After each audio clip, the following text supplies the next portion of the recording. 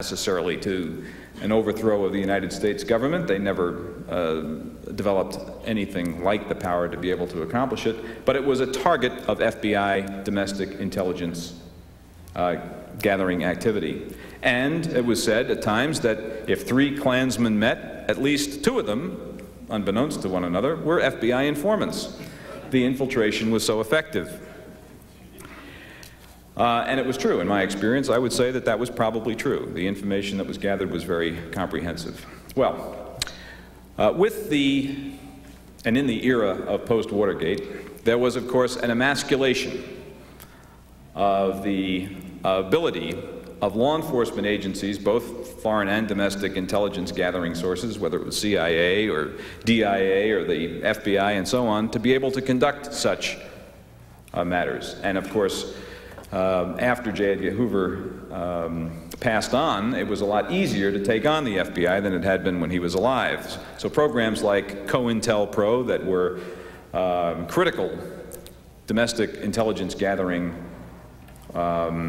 programs came under great scrutiny and were severely criticized. And over a period of 20 to 25 years, there was a deliberate effort on the part of the Congress, certainly, certain administrations, civil rights groups, and so on, to ensure that there would be no resurrection of that authority and that power. And there has not been. And in fact, what we have seen is that even with the limited authority that agencies like the FBI have to be able to gather information, it must be crime-specific. There must be a threshold reached wherein you believe that a federal law has been or is about to be violated, and you can identify the perpetrators and thus and such, and a rather elaborate prerequisite requirement has been established. Well, what's happened, because this same control, the same restriction, has also sort of trickled down, so to speak, to local law enforcement agencies through most parts of the country. Violations of that have often led to civil lawsuits with significant money judgments against local law enforcement agencies and political subdivisions. What it means is that we are not prepared. And in an environment in which we are not prepared, that is because we want to be so sure that we are not examining, we're not spending resources, looking at an organization which merely is an accumulation, an association of individuals without an expressed criminal objective and design. We are unprepared to deal and respond quickly when such an organization, does emerge. And I think that we have seen played out in the Branch Davidian debacle in Waco, in Ruby Ridge, perhaps even with respect to the World Trade Center bombing, certainly with Oklahoma City, that the law enforcement establishment was not in a mode, not in a position to be able to anticipate any of those specific acts, and the reaction to it was fraught with all of the peril that would attend any human exercise in which you are confronted with less than all the information. Now, for the militia, of course, the special problem is that there are many, many organizations that are legitimately exercising Second Amendment privileges and rights.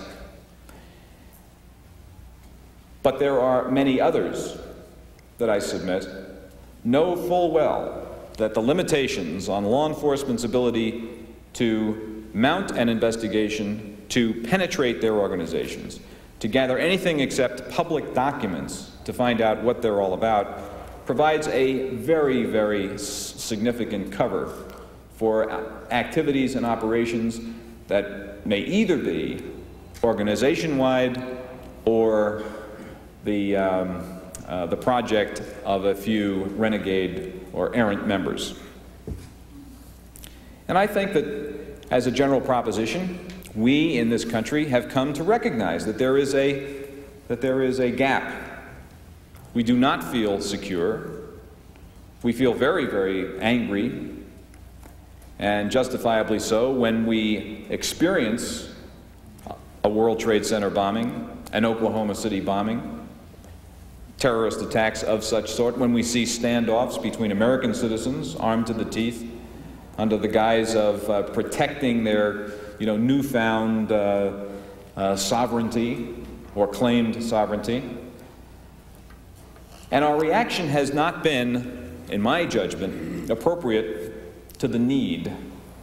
Because what our reaction has been is to precisely threaten the same constitutional safeguards that we have tried so hard to protect. Sounds vague. Sounds confusing, but this is what I mean. Our reaction has not been to give more responsibility to law enforcement, to restore to them some modicum of authority in domestic intelligence, because we are distrustful as a society of law enforcement for many, many different reasons, including that as a society we have just become so detached from what law enforcement does on a day-to-day basis. And so what we have done in response is that we have created an entire set of new laws under the guise of, quote, hate crimes, close quote, where we, in effect, in order to accommodate the need to allow law enforcement to react early to deal with crime, not to just engage in domestic intelligence gathering, we have created a whole body of law that has the potential for threatening our freedom of speech, our freedom of association. The last thing in the world that we want to do in the name of ensuring protection for ourselves and safety of our sort of physical condition is to wrap ourselves in the chains and bonds and bindings of restricted speech and association. And I think that in the final analysis, and I'm happy to take your questions when we get to the question and answer session, that in order to ensure that we maintain the careful balance that I spoke about earlier, that a better, more responsible approach would be to permit discreet surveillance of organizations who have espoused, though not necessarily taken any steps to execute, violence, whether that violence is directed toward a group or to individuals, and in whatever name, under whatever flag, so long as there are appropriate civilian oversight safeguards, preferably safeguards embodied and oversight reposed in a legislative authority that is responsible to the electorate. I submit my thesis is that this will provide greater protection against both the organized conspiratorial cabal as well as against the renegade errant warrior. Thank you.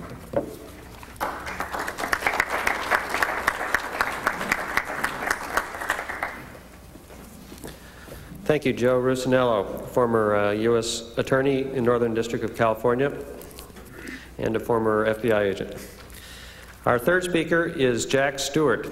Mr. Stewart is a fourth-generation Californian, a retired contractor, and a Navy veteran. He is a lifetime member of the National Rifle Association, a former American Legion post commander, and current commander of Northern California Division of Militias of California. He is also a member of the Sonoma County Sons of Liberty Militia. Mr. Stewart.